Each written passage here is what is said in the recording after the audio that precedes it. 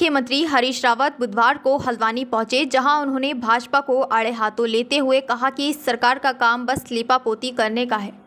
इस सरकार को जनता को गुमराह करना अच्छे से आता है और ये लोग जो कहते हैं वो कर नहीं पाते।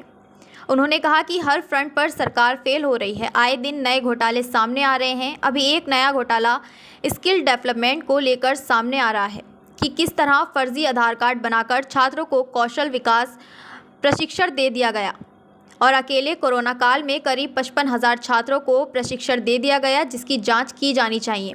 ये घोटाला करीब 700 करोड़ का है। उन्होंने कहा कि सरकार को इस मामले सहित पूर्व लंबित मामलों की शीघ्र जांच करानी चाहिए।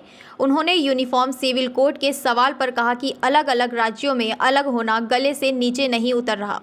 झूठे आंकड़े देने में भाजपा नंबर 1 है। में और धरती में बड़ा भारी अंतर है।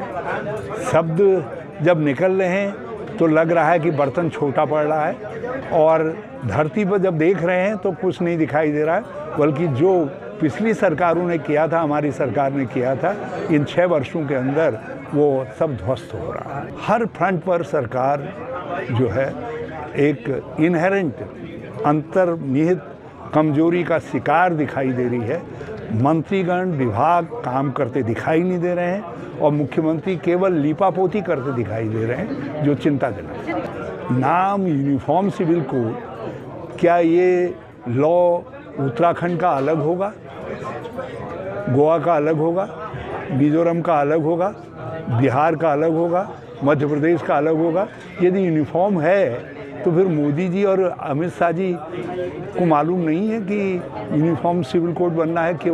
केवल ये सपने में uniform civil code Shri Dhami को ही दिखाई दिया है। मैं क्या राय उठा करके कर रहे हैं, मैं इस पर कोई टिप्पणी नहीं करना चाहूँगा, लेकिन यूनिफॉर्म सिविल कोड हमारे संविधान में हमारे नीति निर्देशक तत्वों के तौर पर नेहरू जी के पहल पर अम्बेडकर जी ने सम्मिलित किया था, तो हमारे संविधान का हिस्सा है।